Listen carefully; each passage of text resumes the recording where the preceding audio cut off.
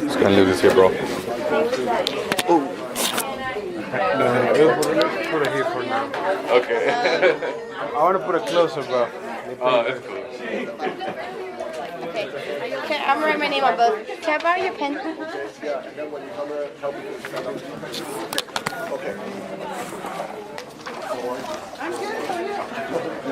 Gracias, my friend. You don't have a stapler in there by any chance, do you? 11 o'clock. Okay. I did. For real? I want to make sure you have plenty of time. Look at my pen. This is the woman who works with God. Sorry.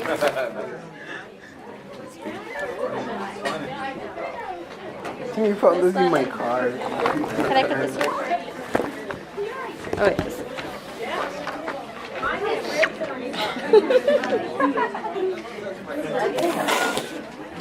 I miss the braids because I don't have to do anything. But this is okay. Oh, I mean, this.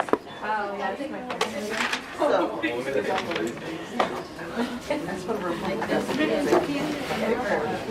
Exactly, that's true.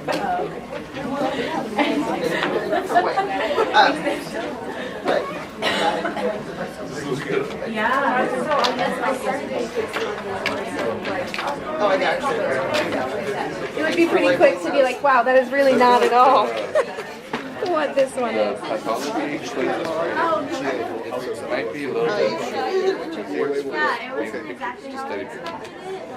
I expect more right. Is this Friday gonna be any pictures? I mean, she said like 8 out of 10 of them are gonna be pictures. This is gonna be the first time we get one like that, so I don't know what this is. Oh, that's true. Yeah. 30, But if you Because on the other hand, we don't have no pictures. you a stapler? No, honey. Sorry. I mean, he had one in his backpack, and he just took it out. I took it out because it was too bulky. Sorry, somebody asked me a question. Ariana, were you asking me a question? For a stapler.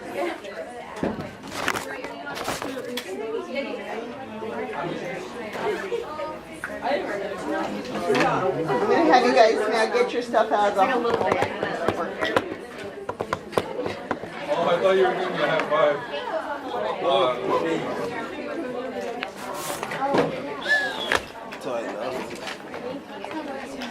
Anybody else for their charting of existing Oh, right here. for assignment? We can turn it out for the lab, right? Yes.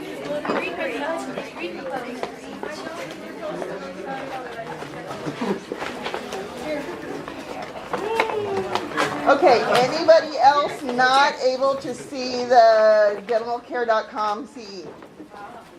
But I did it. You got it, because I said, okay. That is just weird. Paper airplane. And it's only that one we have to turn in, not the page that has everything on it, right?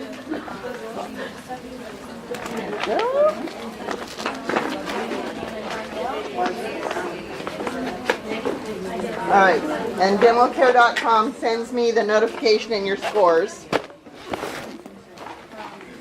So just make sure you actually complete it if you haven't done it already.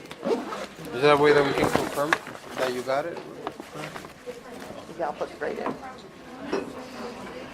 Okay. We're actually, I have almost. I'll send a signal to the.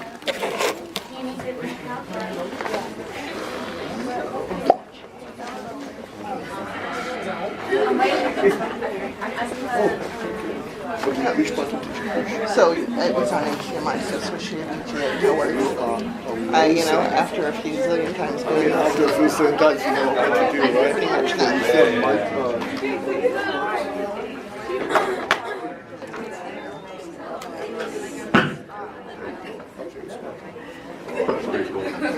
I feel like you're pushing out. You even know to get to this. We're at the point now since computer services are here, we carry our own bag. We showed up back from the break and box number Or not. Okay, if you go ahead and finish the paperwork part. I'm trying to get you guys into never turn in a paper if it doesn't have all of the stuff done, box number, signed off, because competencies. All right. I'd love to introduce to you Dr. Joseph Ken. He's one of our faculty. I had the pleasure of being one of his faculty when he was a dental student. Brief time spent together.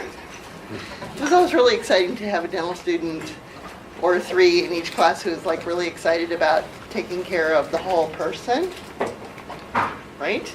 Awesome surgeon, awesome dentist, and he's the guy that probably is going to replace 18 for me someday. I thought it was going to be about 2 months ago, but then it stopped hurting. Woo!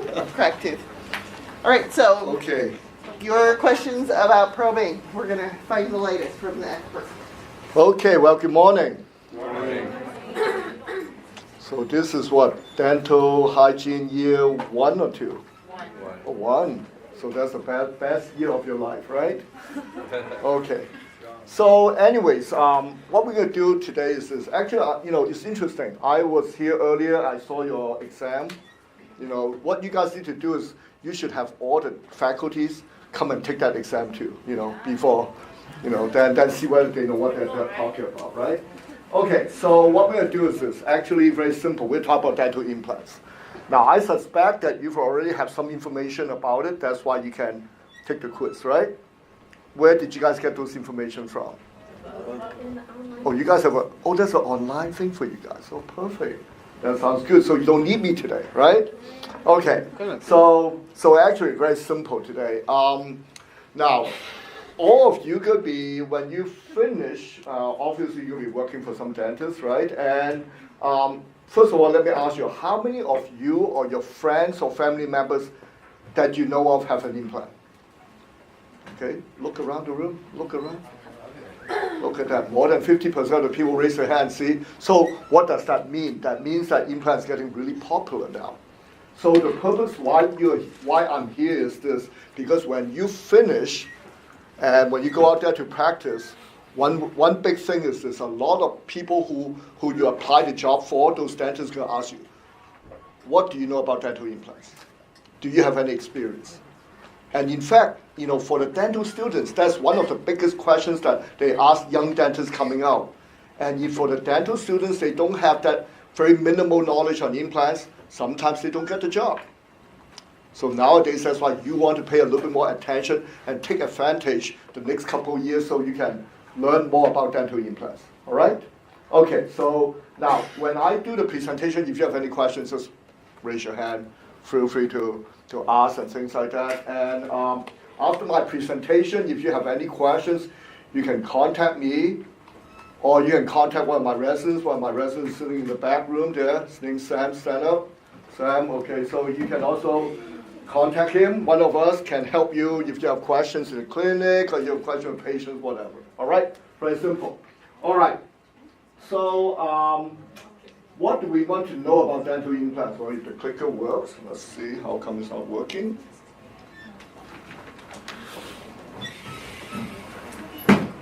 Okay, Sam, you need to figure out how come this thing's not clicking, okay? So anyways, what we're looking at is when patients come into our office with inflamed gingival, all right? So how do we treat them? Let's go through some of the basics. Of course, what is the cause of gingival inflammation? Plaque, okay. I don't know why this thing's not clicking for some reason. It's on. Let me turn it off and turn it on again. Yeah, that's why you should I don't know why. I'll let you figure out. So plaque is one of the factors that cause inflammation. Anything else? Anything else? Trauma? Can trauma cause inflammation? Yeah, trauma can cause inflammation. But how about patients coming in with the gums that's inflamed like this? All right? Well, plaque is one of the factors, but there are other factors too. Because the key for your success in treatment of inflamed gums is, whether you make the right diagnosis or not. Right? So what are the factors that cause inflammation? For example, if you look at patients like this one here, all right, the history is that She had a crown done by some dentist, actually locally, and ever since the treatment, ever since the crown delivered, the gums just keep going inflamed. And when you probe it, it bleeds. And patient brushes every day, 2 times a day. You do the plaque score, not that bad. So what can cause another factor to cause inflammation is, it's working now? I think so. Oh, great. Should be good. Oh, good. Thanks, Sam. Appreciate it. Okay. That's why I need my student here. Okay. All right. So the point is this. I raise a flap. This is what I see. What do you think? Now, normally you see the crown.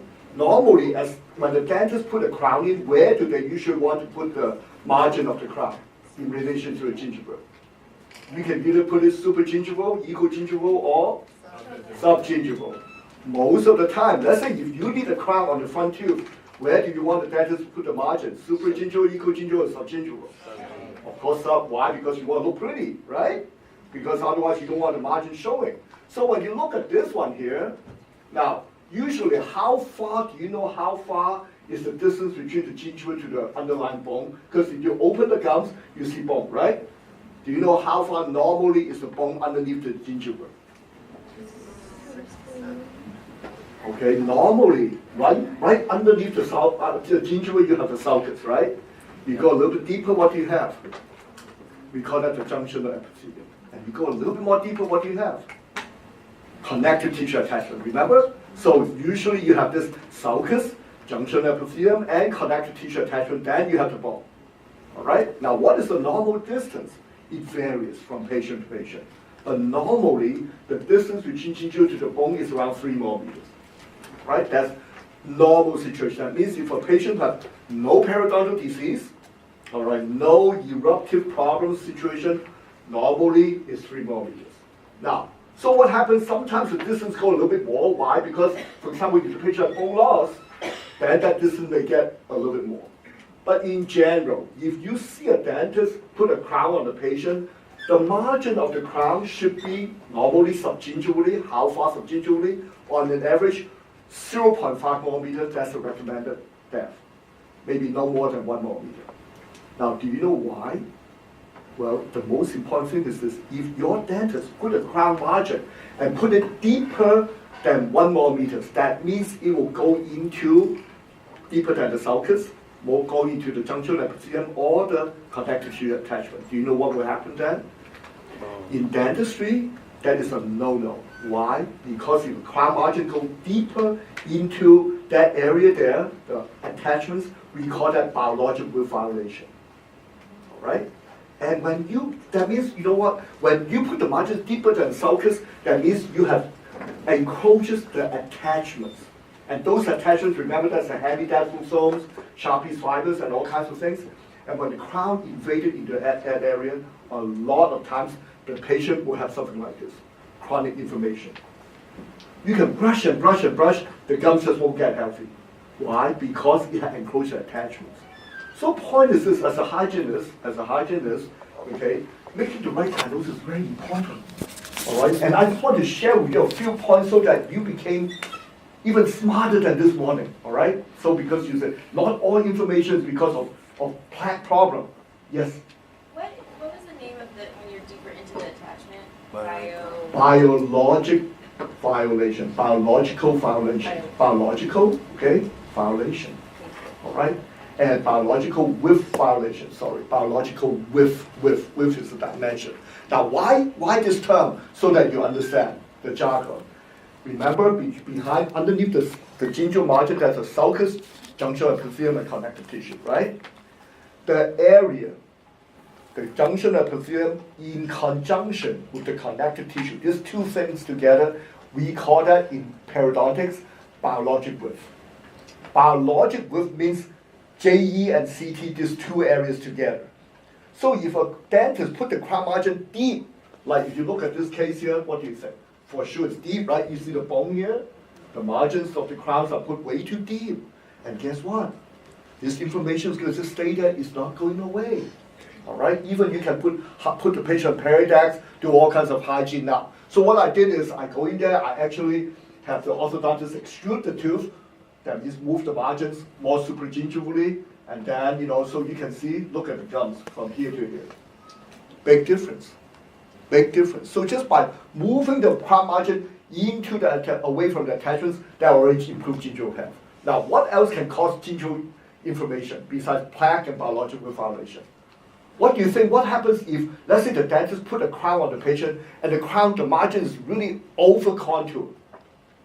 There's a big gap there, or it just doesn't fit well. What do you think? Inflammation, right? What else? For example, let's look at this patient here. This patient I treated back in 1996, a long time ago, and she came in, she wanted an implant here because it's too fractured. But then if you look at her gums, inflamed, right? You see that? So then you right away think, okay, it can be plaque, it can be biologic with violation problem, it can be over contour crown, right? So how do you do the evaluation as a hygienist? All right? You check for plaque score and everything, right? And then you put the patients on hygiene protocol. But the inflammation won't go away. Now, another thing what you do is this, you take a periodontal probe to check whether the crown margin is violating the biologic. We're very simple. You take a probe and probe underneath the sulcus there, and you try to search for the crown margin. If there's a crown there, you can feel it, there's a click, right? If by looking at the probe, if the crown margin is deeper than 1 or 1.5 millimeters, you understand that the gum is inflamed. There's no plaque problem. There's a chance of biological violation. Now, how about over contouring? Very easy. You take a periodontal probe underneath there, or the explorer, you can feel if there's a ledge there, that means the crown's over contour. Now, how about in this situation then? Patient came in, I checked, the crown fitting is pretty good. And the margin is not very deep. Hygiene is actually okay. Patients say, I brush it 3 times a day. Then what other things can happen? I'm going to show you the 4 factors that can cause inflammation around the gum. All right? Let me ask you, yes? So when the dentist is putting in the implant, is it like they just can't tell like how far they're putting it in? Why has this problem even come up in the first place? Well, I haven't talked about implant yet. I'm just talking about the crown right now. Okay? So because, mind you, sometimes when we talk about implants, there's a lot of surgeons out there, they don't have a lot of good idea where to put the implant either. And that can also cause a problem. But going back to this patient here, what is the 4 factors that can cause inflammation, chronic inflammation? And then you check hygiene is okay, you check crown margin is okay, you check crown depth is okay, then what else? Well, let me ask you, a lot of you ladies here, how many of you, when you wear any type of jewelry, wait, are you supposed to wear jewelry in the school? It doesn't matter, okay? When you put on some, like when your fiance gives you a diamond ring, okay? And then after you put the ring on, you start feeling itchy, okay? Or you put like some earrings in, or put a diamond, some sort of necklace in, and then you start having, some sort of itchiness or redness. Anybody have that experience before? Look around, raise your hand high, look at how many of you. Now, so what is the point?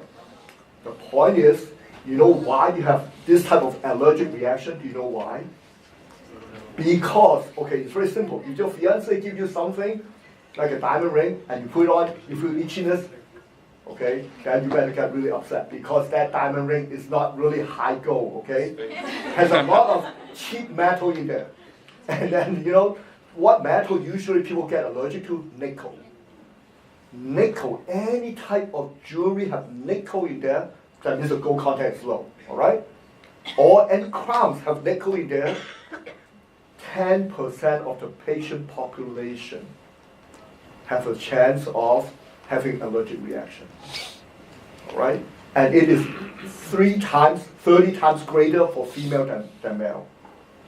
But if you look at the people who raise their hand, it's actually slightly more than 10%. So there you go. So when some patients become, you have the patient hygiene, it just won't go away. You check the crown margin's good, everything's good, but then you need to look at, is the crown made up of really low content gold, like with nickel content? All right, so this patient, I basically very simple. Of course, I put an implant here and remove the crowns. And usually what I do is this, to test whether the patient has those allergic reactions, very simple. I send the patient to the physician to do an allergy test. They put a patch on, right? and then they check what type of material patient's allergic to. And then once I find out, I will put a type of crown that without that type of allergic reaction to it, and patient look at that. Patient looks much better. You see that? Now, so I put an implant in there. But so you can see this is 1997, 2006. Patient come back. Can you see this recession? All right. Can you see this recession? So point is this. I just want you to spend some time because you'll be a hygienist. Hygienist's job is not just to do some cleaning. Your job is like the first line of defense for us as dentists. My hygienists out in private practice, actually they are a big helper to me, not because they know how to clean teeth. Because you know what, most of the time when the patients come in, they are the first person, to see my patient, routine basis. And if my hygienists have the knowledge of picking up those things, they actually sell the case for me easily. And most of my patients, they actually like to see my hygienist than me. Because my hygienist is always, very, always dressed decent, pretty looking, and then, patients get really receptive. I mean, they come to see me, I'm in my gown, and they already feel nervous. You know what I mean? So you got to have that knowledge, all right? When you look at implants, and even now the gums, even heavy gums implant can recede too, just like natural teeth. Can natural teeth have recession? Absolutely. Okay, so what are the factors? All right, look at this patient.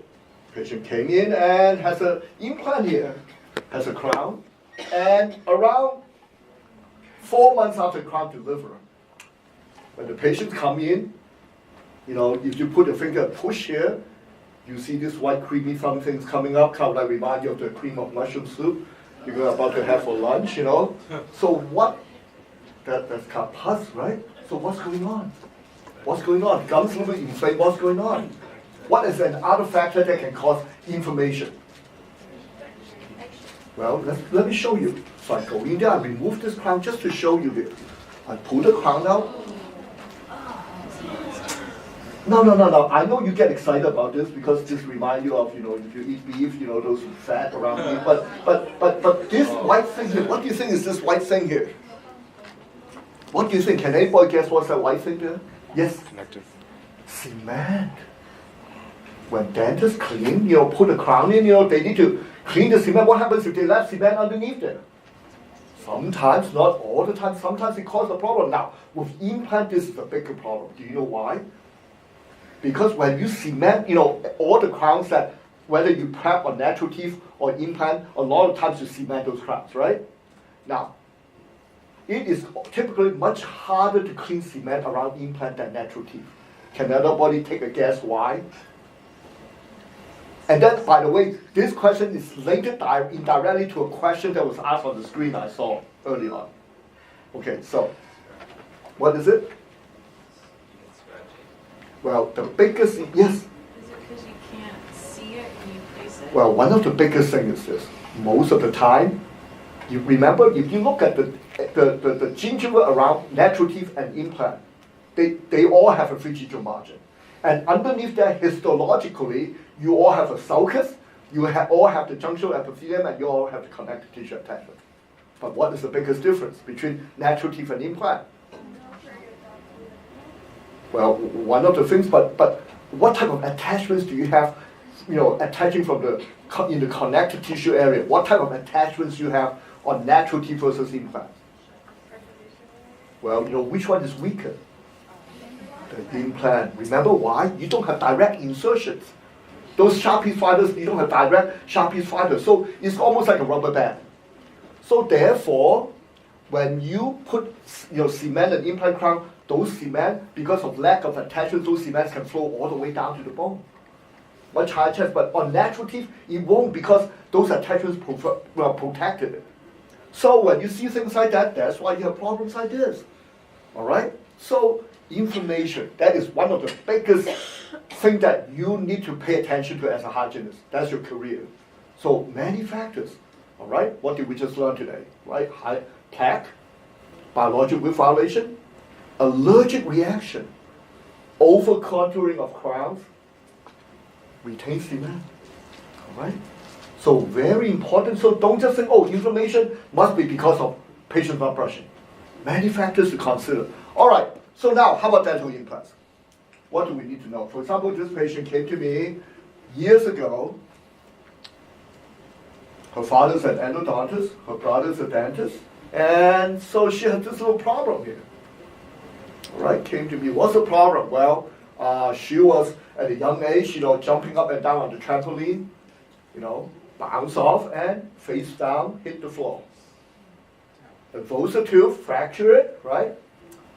Multiple endo treatment, even went to New York for evaluation and things like that. And the thing is, this tooth need an implant. So now if a patient is about to face to miss a loss of tooth, what type of dental treatment or options you can offer the patient? Now remember why they even bring this up? Because you are the first line of defense. A lot of times you can give hints to the patient. Therefore, a knowledgeable hygienist is a big plus for our practice. So what kind of options do you have if this patient is going to end up losing this tooth? What can you do to replace this tooth here? You can do an implant. You can do a bridge. Now, nowadays, most patients actually, they don't prefer removable denture or things like that. Or flipper. You know what I mean? Why? Aesthetic.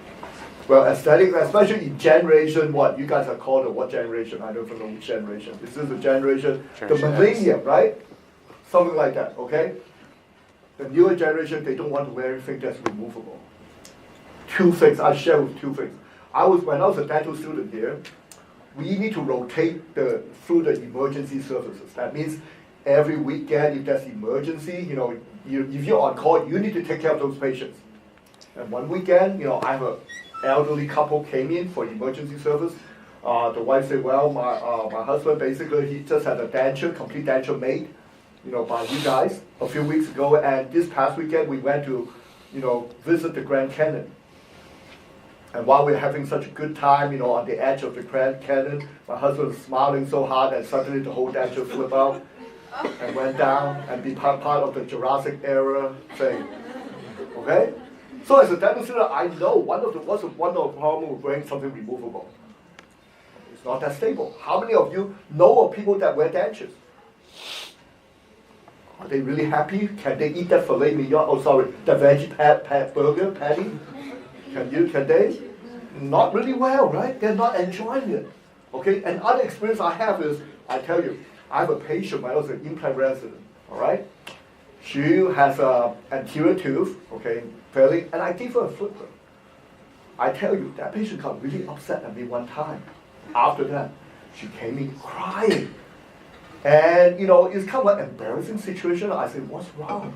And she said, Dr. Ken, you really embarrassed me. I said, why? I mean, I did the dental service for you, I give you a flipper. Say, well, you know what, you gave me this denture, you didn't warn me that, it would just flip out. And so she went home, she had kind of one of those heated moments with her boyfriend, and next thing you know, she told me the denture was inside his mouth. And she was really upset. So you know what, flipper is never a good thing.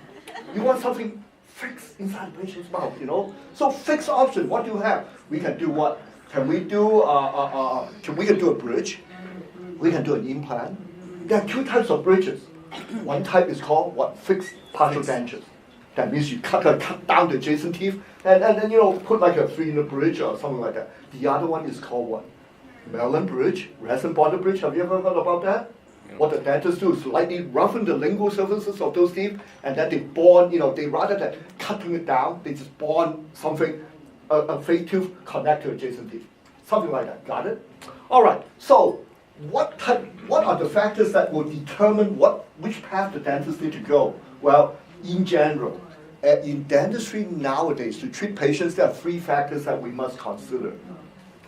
Longevity. That means how long will your treatment end up lasting? Okay? The crowns you put on a patient, how long does it last? And in terms of, they need to be conservative.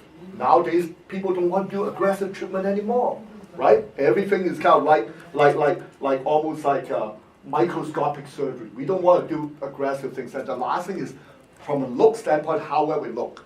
So how long it lasts, how conservative, and how well it looks. So 3 factors. Now, let me ask you, let's talk about longevity between the three treatment options that we just talked about, which one do you think lasts the longest inside patient's body? Implant. You will say implant because Joe can still talk about implants, right? But is it always true? Well, what I'm going to do is this. I'm going to give you a quick summary. Now, just write this down because this will be really helpful for you. You know why? Because a lot of times patient will come to you. Oh, if you do a bridge for me, how long will it last? It's a common question. Even for you, if you need an implant, you're going to ask the doctor, hey, how long will this implant you're about to put in me last, right? So what I'm going to do is this. What I did is I summarize basically all the publications data that ever published looking at, how long a bridge lasts, how long an implant lasts, and how long a relevant bridge lasts. Okay, so I'm going to give it to you. Fixed partial denture has the longest history, have been around for the longest time, right? People have been doing for years. We're talking about 4 decades, 5 decades. So it has the longest history. Now, in general, the average follow-up is actually, the longest follow-up is actually very close to 10 years. The average failure is around 23%. 23%, all right? So what do you think? Is this a very good way to treat? Let's say every 7 to 10 years, 1/4 of the bridges has a problem. What do you think? Is that good or bad? You would think it's bad, but in medicine, honestly, any success rate over 75% actually is not bad. Especially in medicine, you know what I mean? Patient get ill, have a disease, you know what I mean? If the survival rate is about 75%, oh, this is great. All right, but if you look at dentistry, that is 23% that in general. That means 1/4 of the bridges will have a problem over the, after you deliver it over the next 7 to 10 years. All right? Now, how does that compare to other treatment? Well, now, when you look at, for example, patients like this one here, what is wrong with fixed partial denture? Actually, there's nothing wrong. But if you look at, for example, this is the tooth that will come out, we need to prep the 2 adjacent teeth. You see the white arrow? You see this little thing here, black thing? What is this? The pulp chamber. So why did I point that out? Because, you know what, every time when you cut down a tooth, what are you doing to that nerve? You can't say, hello, nerve, are you there, are you there? And you irritate the nerve, right? And every time, so in the literature, when we look at, the publications, in general, every time you cut down a tooth, there's a 11% chance that that tooth will end up needing a root canal. 11% chance. That's pretty high. All right? So on a younger patient, what happens to the pulp chamber? Even bigger. Right? Older patient, a little bit lesser. So you know what? Younger patient is actually, you should be less inclined to cut down the tooth. All right? So those are the contraindications. Now, how about resin bonded bridge? Basically, on an average of around 38% failure rate. 38%. Now, why? Why do you think you have such a high failure rate on Maryland Bridge? Can anybody guess? The force? Because remember, we're being really conservative. We don't cut down the whole tooth. We just kind of roughen the backside and then bond something onto it. So sometimes that bonding may not be good enough. So 38% failure, most of the cause of failure is what? The temporary bridge just came loose. And the dentist will rebond it and come loose and rebond it. All right? But the nice thing about resin bonded bridges is what? You're not being aggressive. You're not prepping the whole tooth. Okay. How about implants? You're here to learn about implants. How successful are implants? On an average, right now for front implants, we have 5-year follow-up. The average failure rate is 3%.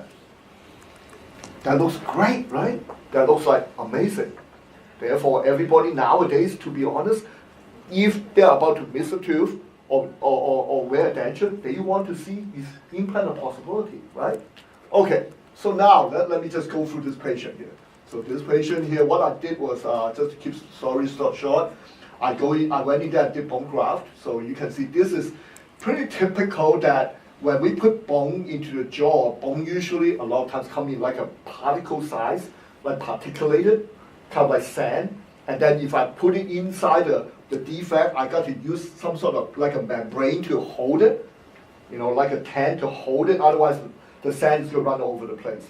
And it's very typical that I put a little bit of titanium pins, just to hold the membrane, you understand. So there's bone graft underneath there. You put a membrane to hold it so they won't run all over the place, and we'll put some titanium pins just to hold the membrane. And then how long do we want to wait when we do bone grafting procedures?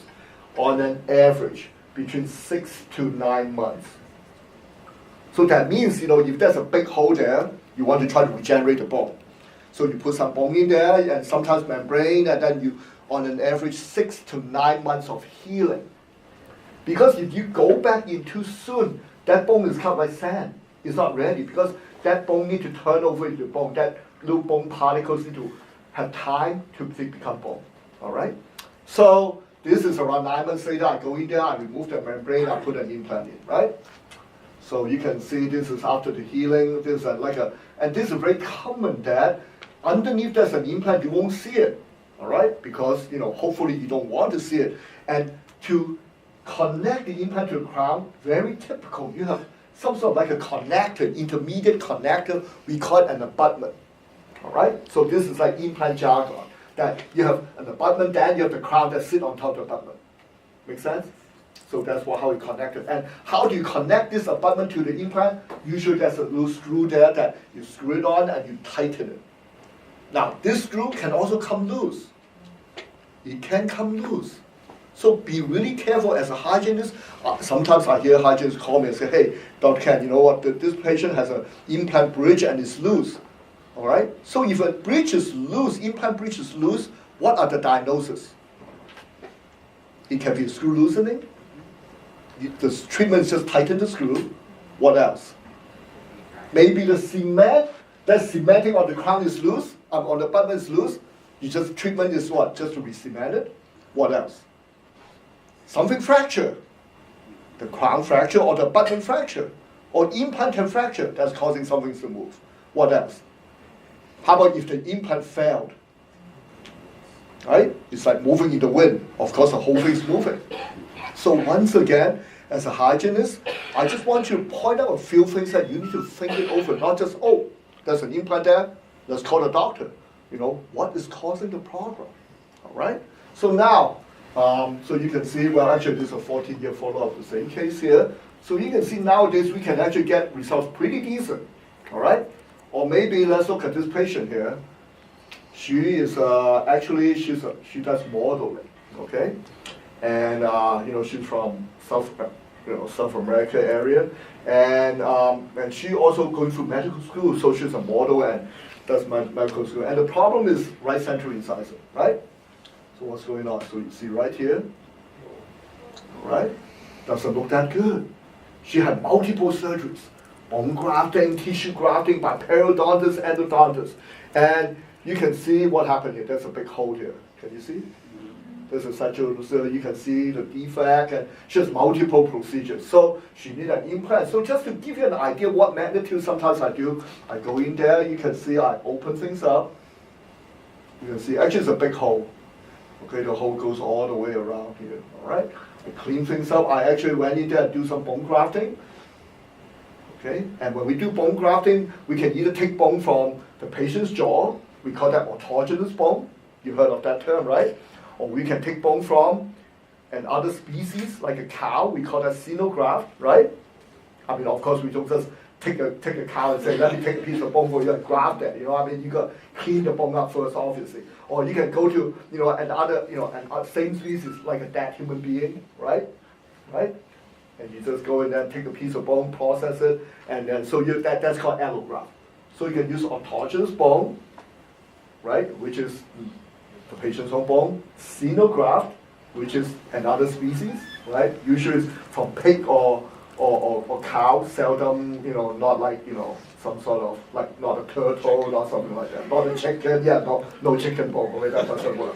Okay, or another human being. Yes? I'm sorry, it's kind of unrelated, but where are the apices of all these teeth? The apices of the, what do you mean by apices? Okay, let's back up here. Where are the apices? Well, in this one here, you can see this tooth here. What I did is I cut out the root because, let's back up here. For example, the root is right here. You can see the infection, right? So to treat this area, one method, there are many methods to treat it. One method nowadays is what I do is I cut the root out, which has a problem, and leave this part still in play. So leave this part in play. And then I do bone grafting in this whole area here. So I go in and clean up the infection, and then you can see like that, right? So you can see I'm about to remove this root here, so you can see the whole root is removed. This root here, this is the lateral. You can see there's no bone surrounding the lateral, right? You can almost go in there and touch the Pope chamber and say, hi, Pope chamber, like that, touch it, you know what I mean? And then, so you clean it and then do the bone grafting. Again, remember the membrane, and then the titanium tags. And a lot of times sometimes I just leave those tags in. But just to give you an idea, okay, so this is 8 months after I did the bone graft. So remember, before there's a big hole, now this is filled with something in there 8 months later, and the root have been removed. That's the question you're asking. And then, but the tooth is still there. Then go in there now, we're going to remove the tooth fragment and put an implant in. Right? So implants is like a cylinder, all right? How many of you have assisted dentists on implant before? So some of you, okay. So you get a idea how it is. Usually, like nowadays, most of them are in a threaded form, which I'll talk to you a little bit more, and they come in different length, different diameter. All right. So put the implant in, and in this situation, so you can see right here. Do you know what this is? Okay, this is what I like to call my favorite food group, sashimi. Okay, so this is a connective tissue graft. We take it from the roof of the mouth and we're going to graft it underneath there, all right? So, another concept what we do is this. Nowadays, when we put an implant in the patient's jaw, most of the time, you want to wait for the bone to integrate. Remember the term osseointegration? I saw that on your exam, right? Direct contact between what? Bone and metal. Living bone and the implant, which I'll make sure I remind you later on. But point is this. Normally, when you put the implant into the bone, it takes some time for the bone to heal around the implant, that contact. Usually, on an average, it takes 4 to 6 months. But nowadays in dentistry, what we do a lot is, right after we put the implant in, especially in the anterior teeth, we put a provisional on top of the implant the same day. More so for aesthetics. So the patient don't need to wear that, remember that footprint again, right? So there you go. So this is the day of the surgery. You can see right here with the thing. And patient have a lot of like composite bonding of the adjacent teeth. So I went in there and this 5 months after the healing with the implant and the provisional. I actually also did some perioplastic surgery here to clean out some of the thing. Yes? Can you back up one slide? Yep. So these radiographic image, the radiographic image on the left, those are 2 of those little taps. Those are the little titanium tags, exactly. All right, so I left those tags in there. So you can see this 5 months of healing, and I go in there, I prep the adjacent teeth and do some what you call crowning filling surgery. Why? Because you can see the gums not very even, right? I go in there, do some crowning filling surgeries, and then you can see this is right after I do the crowning filling surgery. I put some temporaries in there, right? And this is how she looked like, and so this 3 months after the healing, and I make the final impressions and do final implant crown. So you can see this white thing, that's the connector, that's the abutment that I screw onto the implant, and this is the crown that sit onto the implant here. So you can see this is the results, right? And then, we'll go through how do you clean the implant, what are the different techniques. Okay, you want to make sure you're able to clean them, and so then you can see the results there, all right, to get this type of results. So I think with implants, I mean, it's like that magic bullet that solves a lot of problems, okay? Nowadays, if possible, that is really the way to go. And we can almost get implant to the level that you almost cannot tell what is an implant and a real tooth, all right? So now, unfortunately, not all cases turn out good.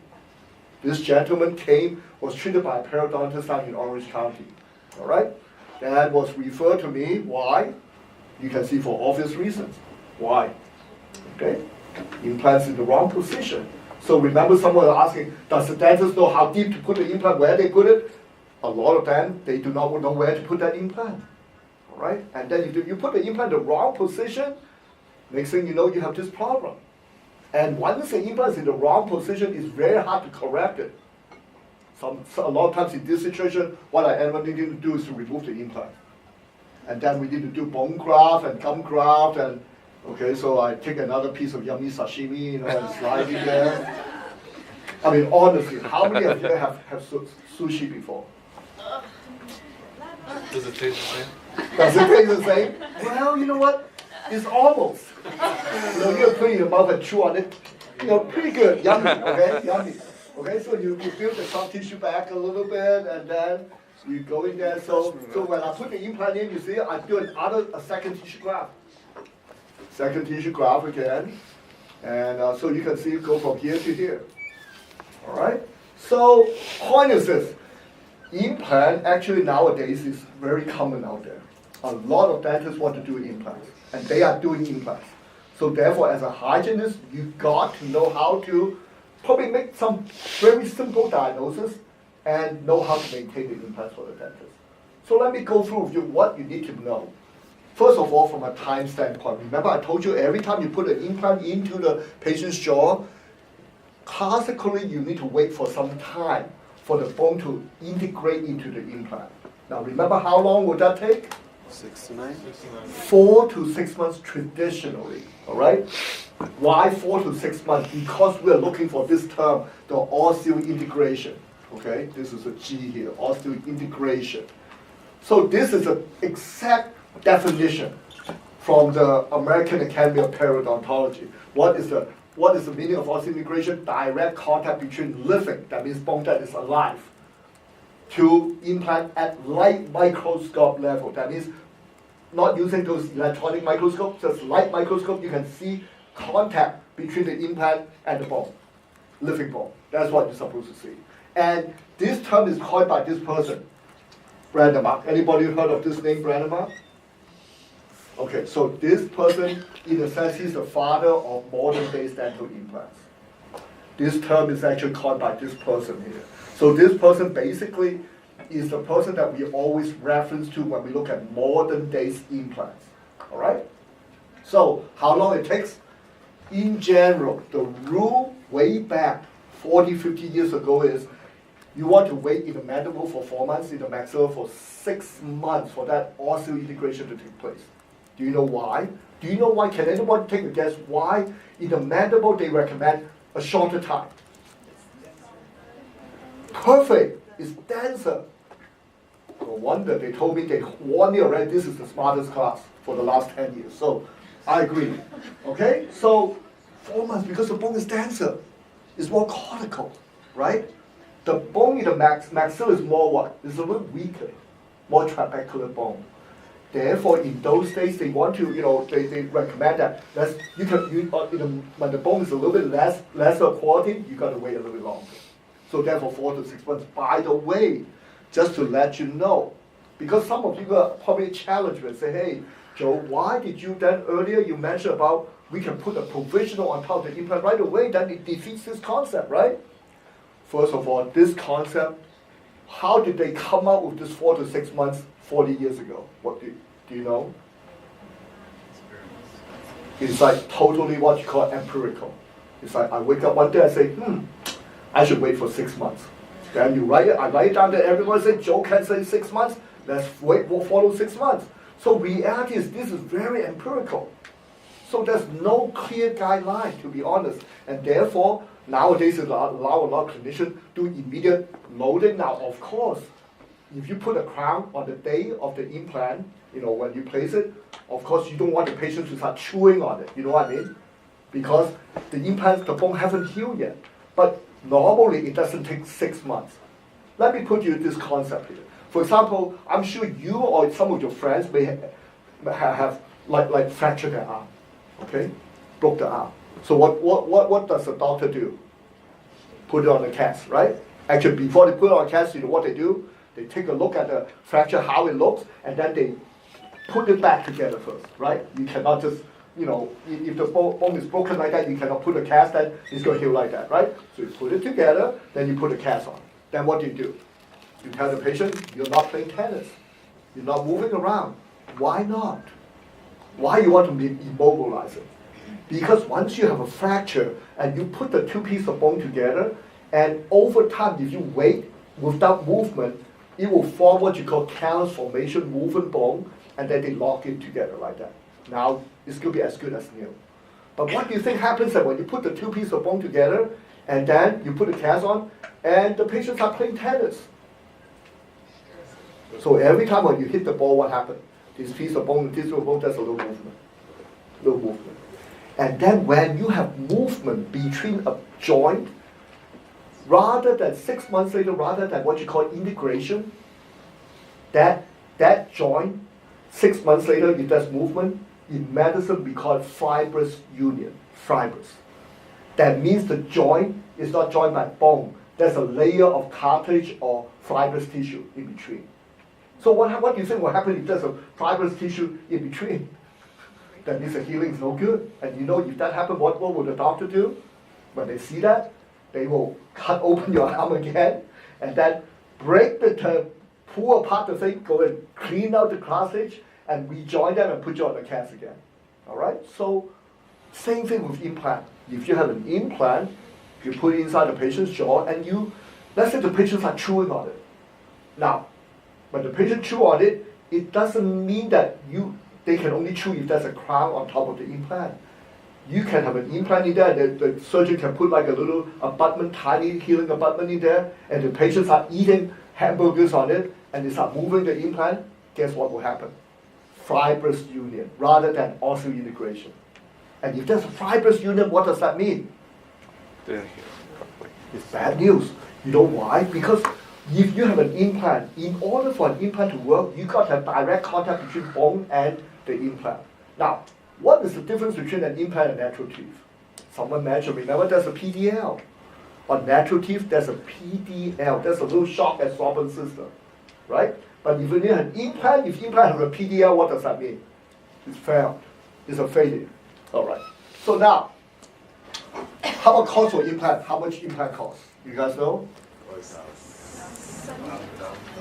How much? $7 or 7,000? 4,000? 2,000? 3, 4? Okay. 3,000. So it really depends on where you go, right? If you go to Beverly Hills, you know, the cost probably is a little high. If you desire to have treatment done in San Bernardino D Street, then, you know, you may get a little cheaper, you know what I mean? So it really depends on where you go, but the range varies. But in general, implant costs a lot of money, okay? I mean, in a regular office, I would say specialty office, implant will probably, the surgery itself will probably cost around, you know, I mean, my fees out in private practice, the implant surgery is around $3,500. Put the implant in, all right? Then bone grafting and gum grafting really depends. Bone grafting on an average is around $1,500 to $2,500. Gum grafting is another $1,500 to $2,000, right? And then the crown runs between $3,000 to $4,000. So you can imagine the fees, and because of that, all right, a lot of dentists out there want to do it. So why do I even point this out? Because then you may wonder, how eligible are they? What happens is this, because implant is such a lucrative industry, you'll find that a lot of companies out there, they'll put together like a weekend course. Oh, you know, you can come and join us for one weekend. And after you finish, they can give you a certificate that you are like an implant surgeon, and that certificate is around 16 times bigger than your QB, you know, confer to you your normality certificate. Is probably around this big, you know, and that implant certificate is that big. So suddenly you have that license to treat patients, you know what I mean, right? So things get a little bit dangerous, all right? So let me tell you, for you when you graduate, a lot of you want to work for some dental office, right? And you always need to get an interview. And during an interview, how do you feel you need to get an interview? Just like when you apply to dental school, during interview, what happens? How do you feel? Nervous and stressed. We all have that stress. Just like when you go a job interview to a dental office, you get stressed too. But then let me give you a little hint. Remember this. When you're getting an interview, not just that you're expecting that person to interview you are interviewing that doctor too. Why? Because you absolutely do not want to work for someone who have no idea Or, just like a loose cannon, okay, I just got this weekend course and I'm doing all kinds of implants. You probably don't want to work for that kind of people. Because when something bad goes wrong, you become part of the Titanic. You're going down with them. You know what I mean? No, simple. So remember that, all right? So now, cost-wise, because implant costs a lot of money, a lot of dentists want to do it. And on top of that, because it costs a lot of money, how do you think the patients will feel when they do implant? Do they care a lot or not very care about it? For example, okay, if you need to buy a car, okay, as a hygiene student, you probably don't have a lot of money at this stage, and let's say that your parents gonna tell you, I'm gonna buy your car, how do you feel? Like, right? Okay, I'm gonna buy a car. And that next thing is that your parents say, well, I can only give you $1,200. Suddenly, that emoji, the frown look, right? Now what, okay, with $1,200, what are you getting? You can only go to the, kind of like San Bernardino downtown, right? The junkyard, and then you look and look and look.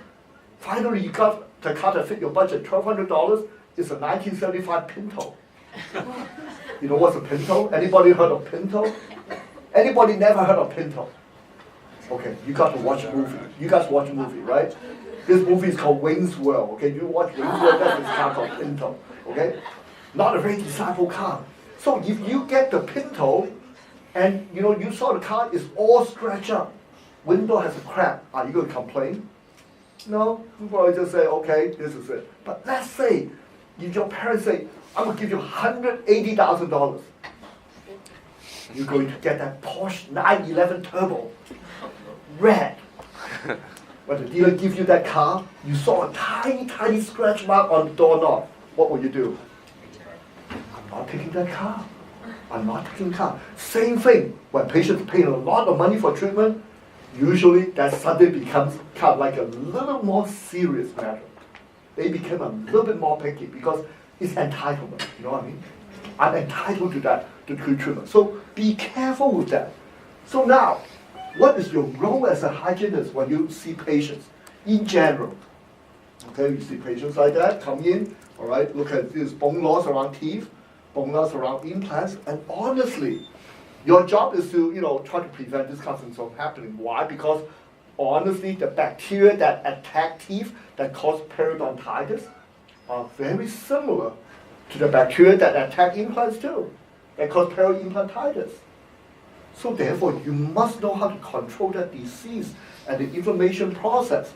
So in general, every time when the patient comes into the dental office to get an implant, let's say, this is the treatment sequence, right? The dentist will do a consult, then you do the surgery, right? I mean, the dentist will do the surgery, then they do the crown, then we will start maintaining the implant, right? Usually that's the sequence. Let me ask you this question. Looking at the sequence, where do you think you as a hygienist's role is in this equation here? Most of you say maintenance, and I will tell you wrong. Uh-oh. Then you say, hey, good. You mean I can do surgery? I want to put some implants in? No, let me tell you. As a hygienist, your role in this equation is actually step 1, step 2, step 3, step 4. Every step of the way. Why? For example, if the patient comes in needing a single implant, hygiene is horrendous. You think it's going to work? No way. You need to not only control the disease, but you must educate the patient. Most patients, let me tell you, in the periodontal world, I mean, I look at all my patients. You know what is the number one biggest problem with all my patients? It's not because they have poor oral hygiene, because they don't know how to do home care properly. Even if we educate them, just imagine, you are spending 2 years in your life to learn about all the dental, what is interproximal, what is mesial, distal, all kinds of things. As a patient, have no idea about dentists, dental anatomy.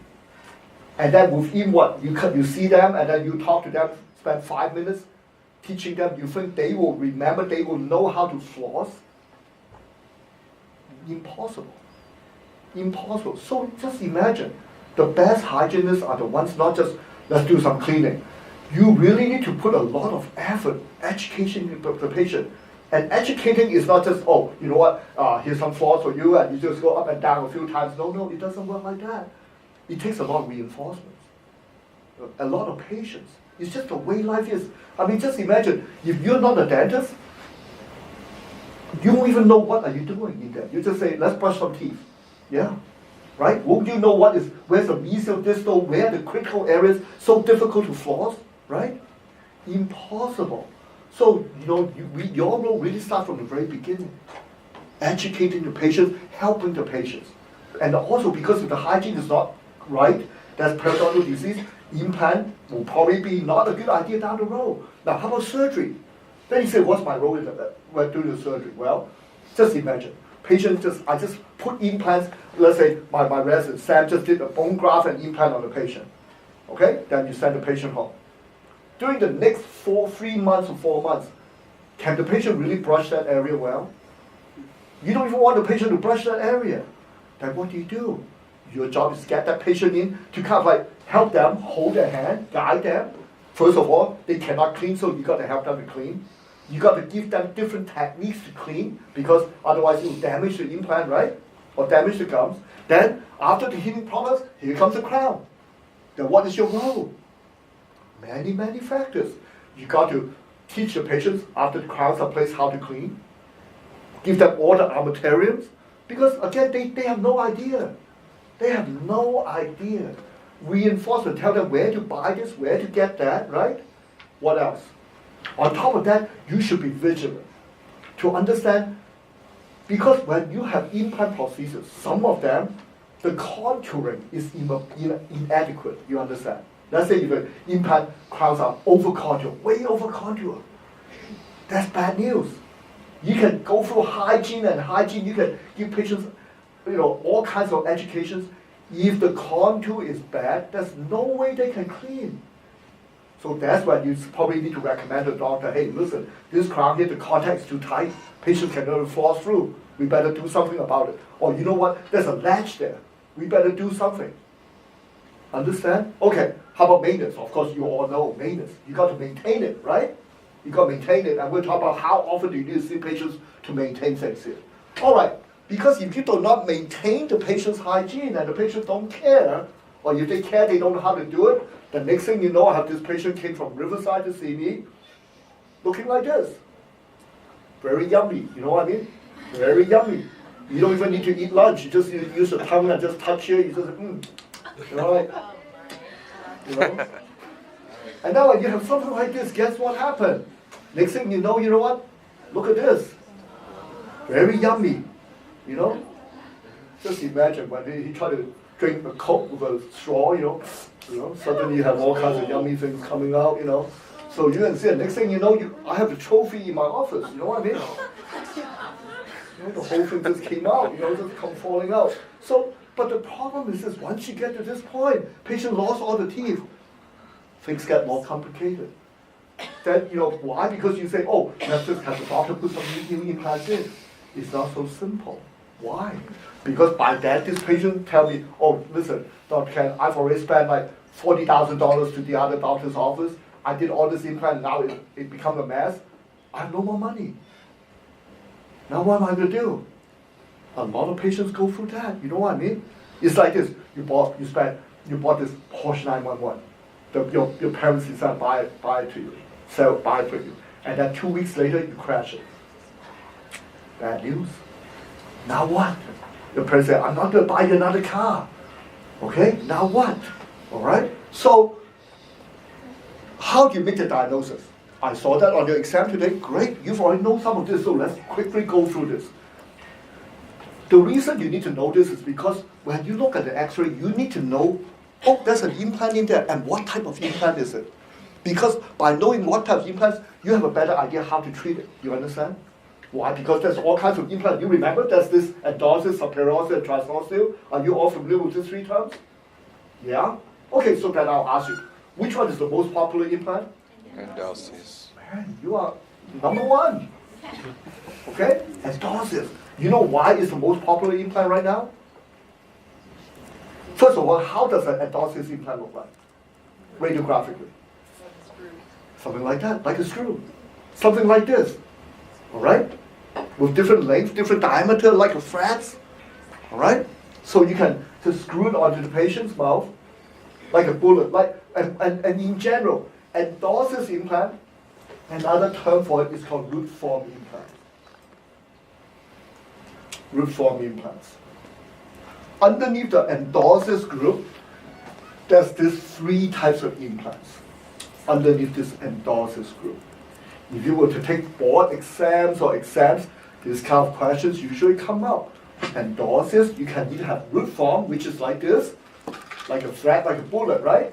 And it is advocated by Branemark. Remember Branemark? Remember he coined the term what? What was it? Osseointegration. And you remember what's the definition of osseointegration? Living bone contact with implant under what? Microscopic. Light microscope, right? And then you have the blade form. What is blade form? Blade form is advocated by this person called Linkow. 1976, Linkow, all right? He's one of those people, if you heard of this organization called AAID, American Academy of Implant Dentistry, Linkow is one of those founders for AAID, all right? So what is blade form? Blade form, usually, well, let me show you what's a blade form. This is like a blade form. You see that? Blade form, so why blade form? Blade form is kind of like a blade. If you look at it sagittally, if you turn it sideways, it's just really thin. It's like maybe 2 millimeters wide or 1 millimeter wide. Now, why do we use root form and why do we use blade form? Normally, nowadays, we use root form. Why? Because when can we use root form? We can use it for partially edentulous patients like a single tooth. We can use it for patients that have whole mouth missing teeth. So partially or complete edentulous patient can be used in the maxilla or mandible. Basically, can be used anywhere, right? And what else? In general, the ideal situation, bless you, ideal situation is you need to have enough bone width and length for you to contain that implant. Because when surgeon put an implant into the bone, ideally is to have the bone encasing the implants completely, circumferentially. All right? Okay, so that's the root form in which everybody tends to use nowadays. Now, that's the blade form, like I said. So blade form, again, advocated by Linkow in 1976. So very easy to remember. Remember the gas station, 76? There you go. 1976 Linkow, okay? So blade form, when is it indicated? Just like the root form, can be for completely or partially edentulous situation, also for maxilla or mandible. But in general, the thing is, blade form is indicated when there's not enough bone width. That means the bone is really narrow, knife edge. And remember, therefore, you put that really like a blade implant into the bone.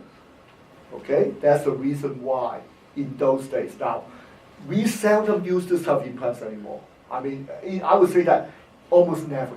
All right, now, but you will still see patients coming in with this type of implants because they have been placed over the last 10, 30 years. So you need to know that, oh, there's a blade form implant there. All right? Now, what else? Then there's the ramus form. Ramus form is the third type of endosseous implant. Ramus form is advocated by Roberts in 1970. Now, what you need to know is Roberts actually from this university. Roberts used to be, I think, the director of IDP. You know, you have an IDP program, right? International Dental Program. So I believe that he was used to be the director. So he advocated this thing called the ramus form. So what is ramus? Remember, where's the ramus? It's in the mandible, right? And where's the ramus? Right down here. That's the ramus. So what is classical or ramus is very easy to remember. As the term say ramus, do you think it can be used on the maxilla? No way, see, smart. So there's no ramus in the maxilla, right? So it's only in the mandible. And then where do you engage the implant? At the ramus and the front here. Therefore the term ramus form, okay? Only the mandible, only in completely edentulous situation. All right? But again, the ramus form, we seldom use it anymore. But then you may still see them. All right. So then the next group is called subperiosteal implant. So what is it? Subperiosteal is something like this. You have like a big old thing wrapping around everywhere. All right? It's called subperiosteal implant. Again, we seldom use this type of implant anymore, all right? But you still see doctors have patients like this. Then, so for superior implant, just like the root form, you can use it for partial, complete edenture situation, maxilla the mandible.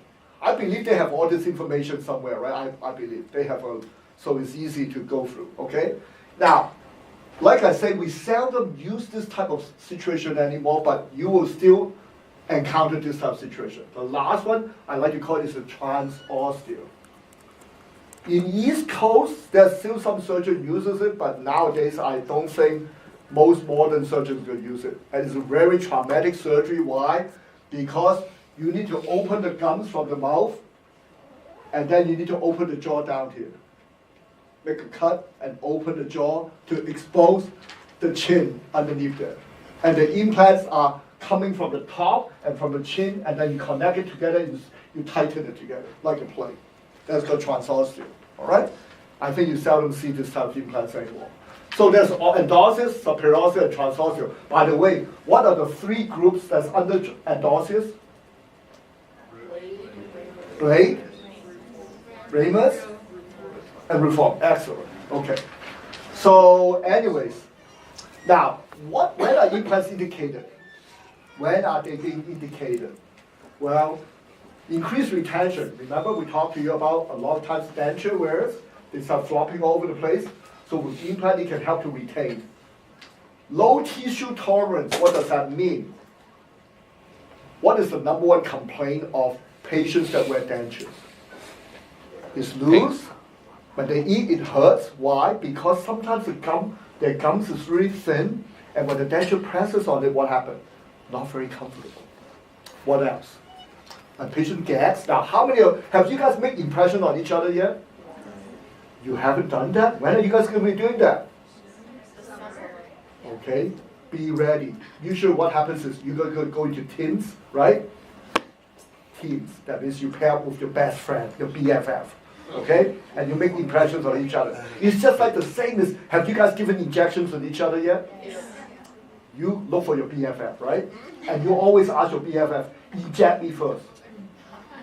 Because if you hurt me, I will go back 10 times, you know? That's the game plan. So when you make impression, what happened? One of the biggest problems when we make impression on each other, you'll find out that some of you will gag like crazy.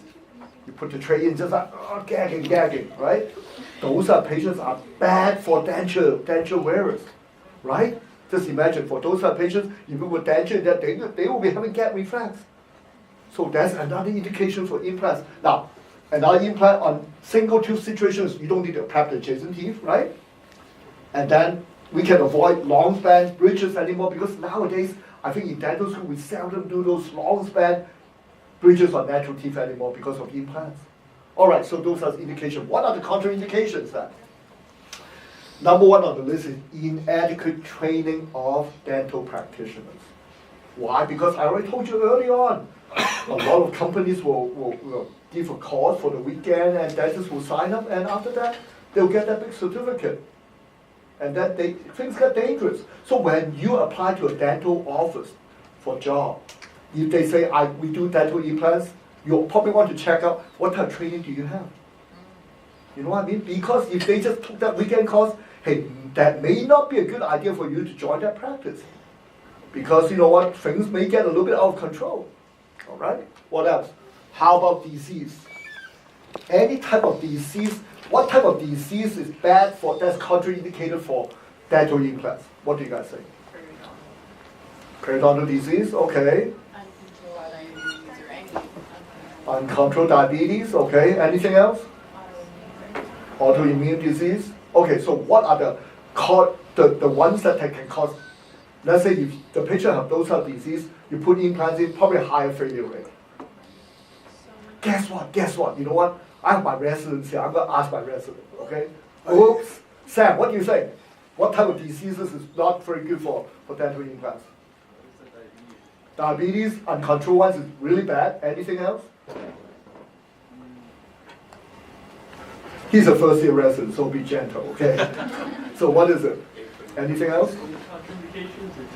Well, the thing is, the major complications is actually diabetic is the number one thing.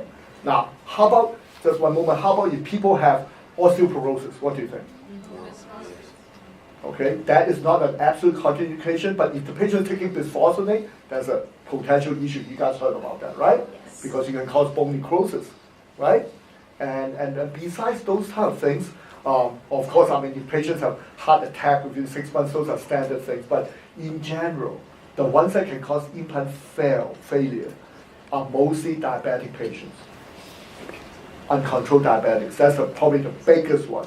The rest of it, even osteoporosis, is not that big of an issue as long as the patients, even when the patient is taking bisphosphonates, what do you say? If the patient is taking, there's a difference between IV versus oral.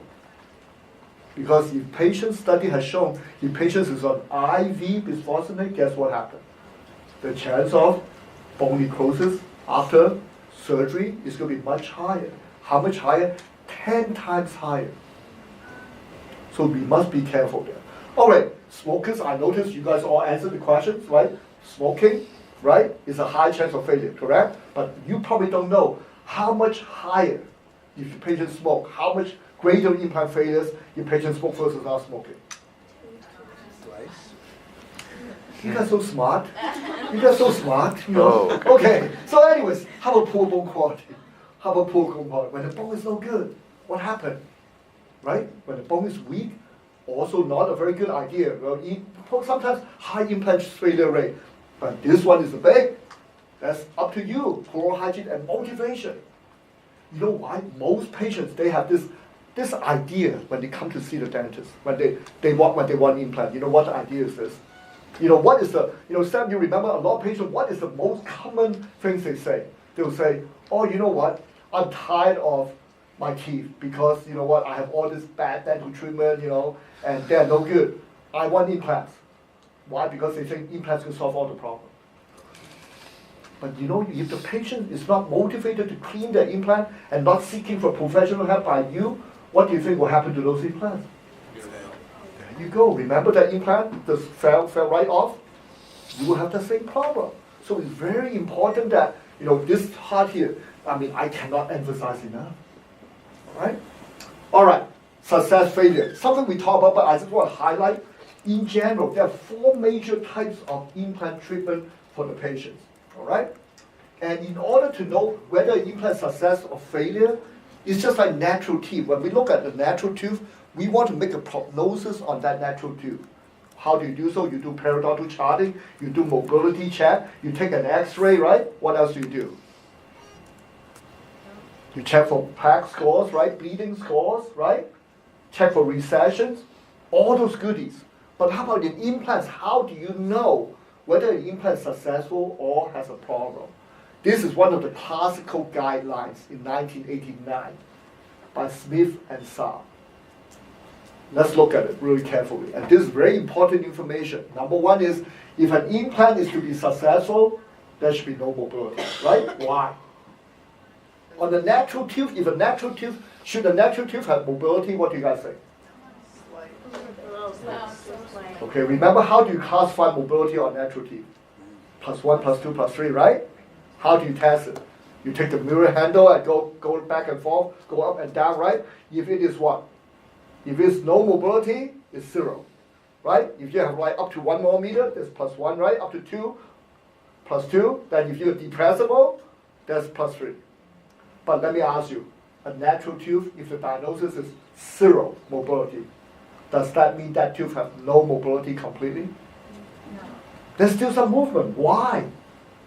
The ligaments. Because of what? What is that ligament called? PDL. PDL.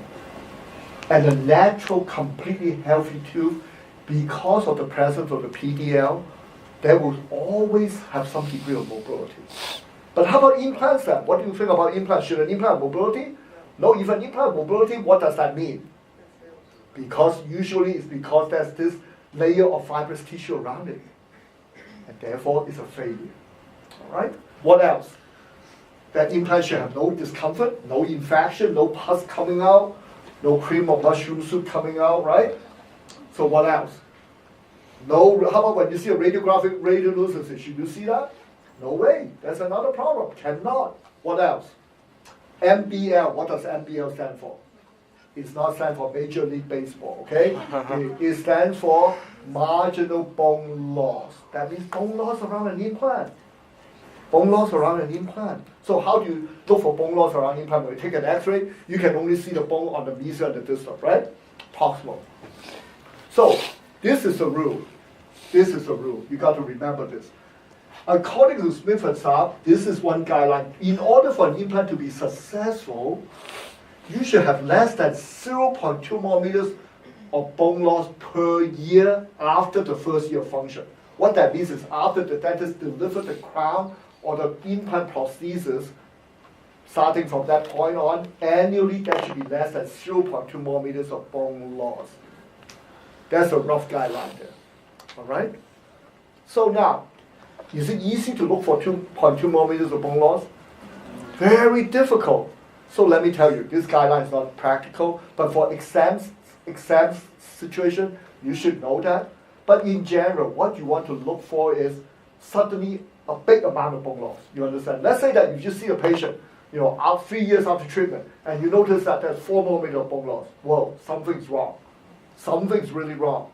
So that's the main thing. And lastly, but not least, is patient need to be satisfied from an aesthetic standpoint. All right. How about in terms of success failure rates? What do we look for? Well, in general, one way of treatment is called fixed complete dentures. That means patients is completely edentulous, and you put like a fixed denture, something like this, a fixed denture. And this is like a connection, and then we add some teeth on top of it, like this, right? So you can see this is an upper complete denture. The lower is like a fixed complete denture because it's fixed inside the mouth and it's a complete denture. And supported by how many implants? You can see 1, 2, 3, 4, 5 like that. All right? And this type of treatment classically have what you call a cantilever. You can see a cantilever, right? Part of it sticking up on the back. This is very classical. All right? And so, how successful are they? Well, you don't need to, you just need to remember the percentage. How about that? For fixed complete denture, you'll notice that the success rate in the maxilla is much greater than the mandible over time. And this is before 1999 on this Goodacre and my article there. Why do you think it's greater failure rate in the maxilla? Remember the bone quality? More chocolate bone. So in those days, what really happens in those days? Most of these implants, the surface is made of titanium. In situation with poor bone quality, titanium doesn't respond as well as nowadays the implants are being coated with some rough surface. You have a question? On the fixed complete denture on the paper, it says 7%. So is this a newer study where you change it to 10? 7%? Was it fixed complete denture? How come there's a discrepancy on the numbers there? Don't worry, we will do a calibration. Me and your faculty will do a little calibration. Oh. But it should be 10%. So Okay. just correct that. Yeah. We'll do a little calibration. Okay? But then, let's look at that. Then you have, the next thing we have overdentures. This type of prosthesis is you have implants and then you have the denture that have some hooks that hook onto the denture. You got it?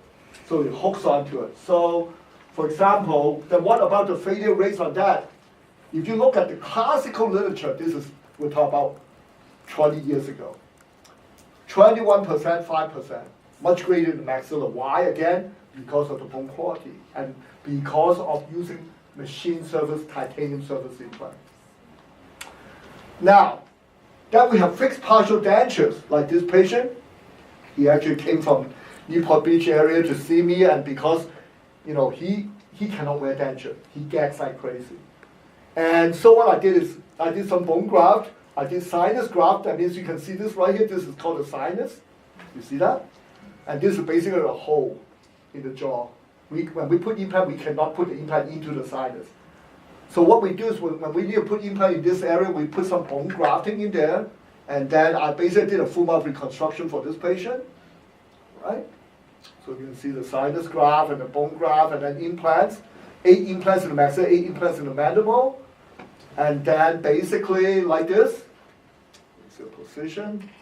And then I just do bridges. So 1 bridge, 2 bridge, 4 bridges here, all right? And down the mandible too. Okay? So basically a full mouth like that. So just imagine how much do you think this case costs? A lot of money, right? And he's a big guy, so we better don't mess up with this guy, okay? But if you look at fixed partial denture, if you look at it here, the success rate is very similar, both axial and mandible. Why? Because some of this data is more modern. The implants are being used on more almost the same type of reference surfaces rather than titanium surfaces. Okay, so this is the same patient here. Full mouth reconstruction. So you can see bridges, bridges, bridges, bridges. All right?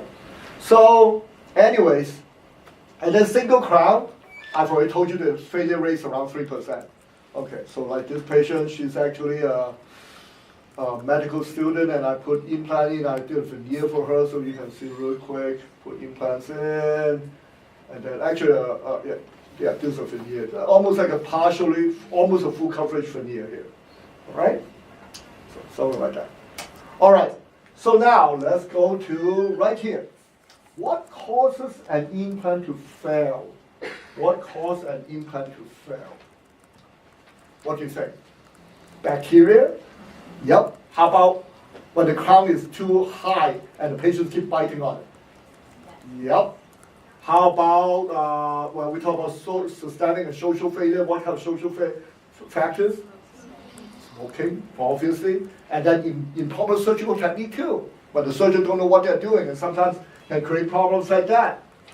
So this is something you should know already. Let's refresh your memory. The difference between a natural tooth, this natural tooth, and an implant, what's the difference? Well, the difference is when you are, because on natural teeth you have this fibers that's connecting directly to the tooth, you see that?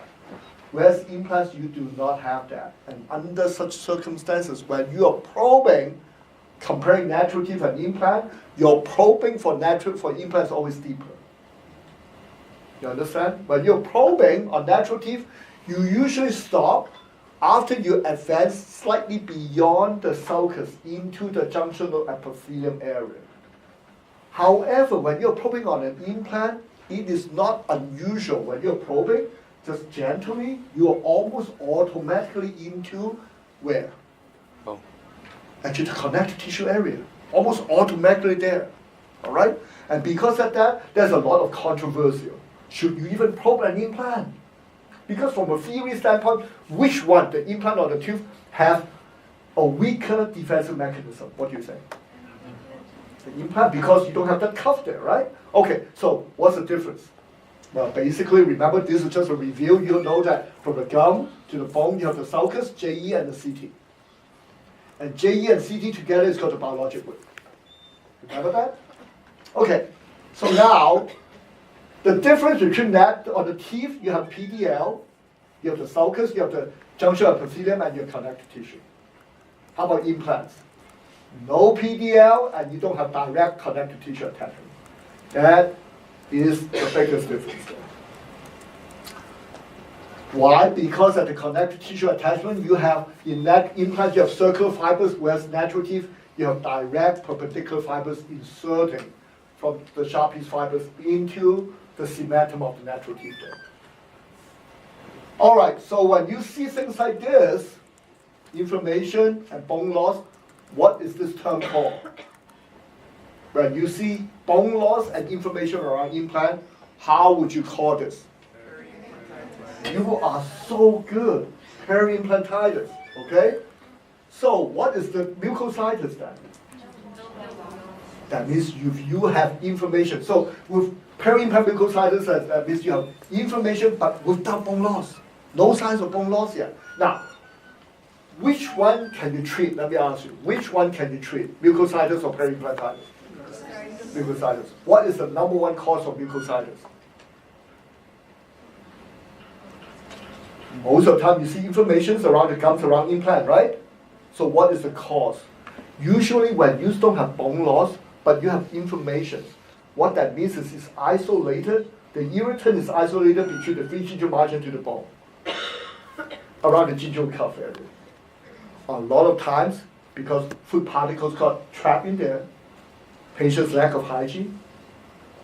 Most of the time, by doing proper hygiene treatment, mucositis can be resolved. Okay? How about periimplantitis? Can you treat what is periimplantitis? Inflammation with bone loss. That's periimplantitis. And you know, when you see something like that, if that's a diagnosis, you need to inform your dentist, because he is the one to deal with the situation. Of course, with your help, because you got to improve the hygiene. Because no matter what, when you have periimplantitis, a lot of times, by the way, what can cause periimplantitis? What are the factors that can cause bone loss? Bacteria, poor technique. Remember? Over what? Well, I just showed you four slides ago. Mechanical overload. Overloading, right? Social. And Systemic. social habits, right? Okay? So those are the things that you want to control. So anyways, I mean, for example, patients like that, you can see the pus coming out, right? I mean, those are not good situations. You can see, look at the hygiene. Look at this. This is not just a piece of bread, okay? This is, you knock on it, it's kind of like a little bit solid, you know? Okay, so you can see, so you have this problem here, you open the gum, so you can see bone loss, you can see periimplantitis, you can see that, so I need to go in there and clean things up, do regeneration, I clean things up here, put some bone graft, try to regenerate, right? Okay, or this patient, this is my patient, 1993, when I was a resident, way back, way back, okay, Jurassic Park era, okay? Yeah. This is, I think, if I remember right, this may be the third anterior implant case I've ever done in my career. All right? She's actually from Mexico. Okay? Really nice lady. I put implants in, you can see. And this is 2002. Okay? It can happen to me too. Look at this. Look at what happened. Look at all the bone loss. Okay, sometimes bad things can happen too, all right? So anyways, what causes periimplantitis? What are the bacteria that causes problem for implants? You have that on the list, so you don't need to write it down, I believe. You can just see that. If you notice, what is the common denominator of this group of bacteria there? Remember when you look at periodontal disease, what do you see? You see the similar stuff, literally the same stuff. All the AAs, the pigment bacteroides, and all the stuff. So just remember, they're the same stuff. So what that means is this: when you have a partially edentulous patient, okay, that had periodontal disease, the teeth microflora can influence the implant microflora. All right. Therefore, when you have periodontal disease, it can potentially cause implant disease too. All right, so what do you need to do to maintain implant? What do you need to do to maintain implant? Well, this is standard. Monitor the patient's progress. That means by pocket probing, documenting, plaque removal, prevent plaque from forming again. So, you know what, let's bypass this one here. Let's go to right here. All right. So how often do you need to see the patient? That's an often asked question. The most important thing is you correspond with your doctor, your dentist, right? In general, this is how I manage it. After the delivery of the crown, during the first year, every 3 months. Why? You got to teach the patient to maintain. You got to reinforce it to see whether the patient can maintain. But once after that initial year, if every patient can maintain it, subsequently, probably every 4 to 6 months, and then you can put the patient on schedule when you're doing the regular maintenance of their other work. You understand? That's what we do. All right. Well, we don't need to talk about this. Okay. How about mobile? Well, we don't need to talk about this. We talked about this already. Okay. Radiographs. Usually, what is the best type of radiograph to make the diagnosis on an implant, whether it's success or failing? Is it panoramic or is it periapical? Periapical. How many say panoramic? How many say periapical? There you go. Because just like natural teeth, if you have a panoramic radiograph, can you make diagnosis on natural teeth? Not really. You got to have that single film there. All right? Okay. Okay, to probe or not, what do you think? How many say you should probe an implant? How many say you should not probe an implant? What is the controversies? There's a lot of controversies in the periodontal field. Why? Because, for example, when you look at, Newman used to be the chairman of periodontics in UCLA. And they're very influential. Perry Cockerville is the current director of periodontal program, advanced periodontal program in UCLA right now. So, in 1990, just back then, they say probing, therefore, are important, but their significance is questionable. So they are the one that basically opened up the big bag of worms, said, okay, to probe, you're actually, I'm not doing anything. Okay? But in general, besides the controversies, I would say in general, in the periodontal community, such as people like Nicholas Lang, in the modern days, what they do is this: it is actually recommended to probe. So in general, for me, it's better to probe. But what type of probe do you use? Plastic probe. Plastic probe. You guys have access to plastic probe, right? Yes. I think I lost battery, but you can hear me, so don't worry. I don't need to change it. You can hear me, right? Okay. But we're almost done anyway. So the point is this: use a plastic probe, and you probe and use light pressure, because if you push too hard, you're gonna be hitting the bone. And just remember, when you're probing around implants, the probing typically is a little bit greater than natural teeth, right? Okay. So when you maintain, what do you do when you do maintenance? You do surface debridement, all right? But you do not want to go in there and start digging around the implant, because what type of instrument do you use to debride? Do you use titanium scalers? Do you use regular metal scalers? No, right? You want to use plastic scaler. Why? Because when you look at Rapley's classical article in 1990, this is what he find out. He uses different type of instruments to scale implant abutments, prosthesis. And guess what happened? Metal scalers, you can see in the microscopic level creating all kinds of scratch marks, right? Nylon brushes, rubber cups, and plastic scalers do not alter the titanium surfaces. Therefore, back in 1990, we realized better not use metal scaler now. So why? What happens when you scratch an abutment? What's the big deal? Abutment is not going to say, ouch, I'm hurting, right? So what happened? What do you do? Create surface Create surface for what? For bacteria to stick to. That's right. When the surface is not smooth, what happens? It's harder to clean. Bacteria get, things get trapped in there. So, you want to stay away from this kind of things here. Avoid, in the same article, Rapley suggests what? Avoid prophylactic agents, like fluoride, okay, metal instruments, okay. On Cavitron, you guys have that rubber teeth that you guys use, right? And then avoid ProfiJet because it can cause pitting around an implant. All right, so what do you use? You use plastic probe, something we went through already. We can use superfluorescent yarn. You know what really works? Those TP brushes. You guys know familiar with those TP brushes? Yeah. Yeah. Not really. They work pretty well. They work actually very well for our patients. Plumbers with rubber cup and peridex. What type of instructions? Patients should standard. Maintain the hygiene 2 times a day. Cleaning both the implant and the prosthesis. Make sure they understand, because most patients, they do not know. Even the dentures need to be removed to clean, right? You need to make sure you understand there's the teeth and they need to clean the implant, both of them, right? It's okay to use ultrasonic toothbrush, so make sure you set it on the really gentle mode. Use low abrasive toothpaste and peridex, right? Okay, so I think we can probably wrap it up here and go from there. Any questions?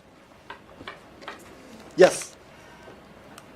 Have you ever encountered a patient where you or you're fixing to work with another surgeon, they went into like their sinuses and they were just all inflamed and had bigger problems. Like Can we ever have information after sinus surgery that involves the sinus? Is that no, the when you question? put an implant in and it's improperly put in and it goes into the sinus, have you ever had a patient? Nano is the best. The question is, have I seen patients that implant went into the sinus?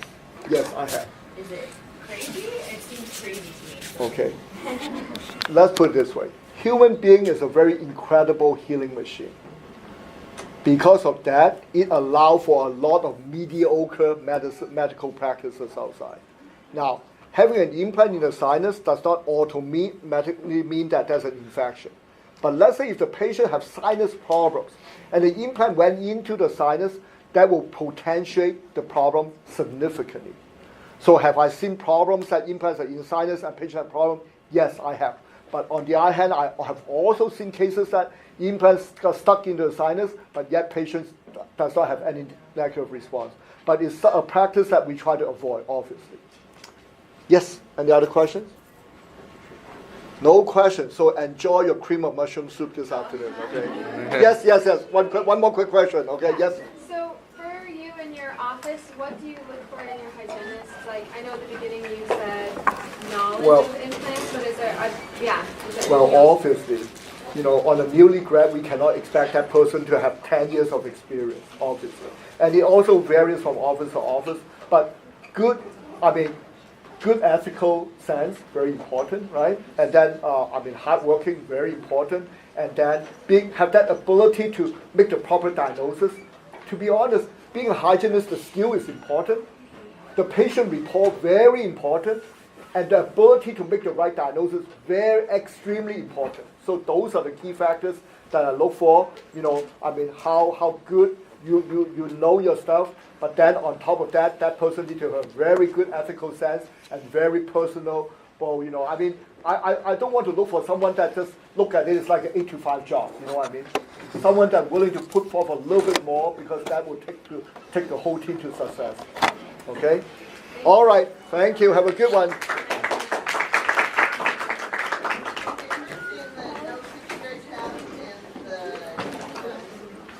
Yeah.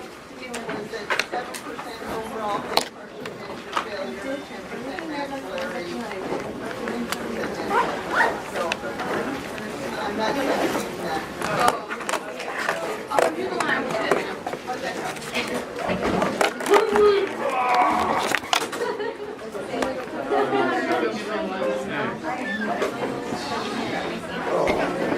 Do you have all of your bottles? What are you doing right I wanted to go to the lab to see if I could check if I have a payment for tomorrow. now? Oh, I need to do that. Did you have one last week? Okay. I should have one tomorrow Yeah. because I didn't have one last week. I didn't have one the first day. So, Okay.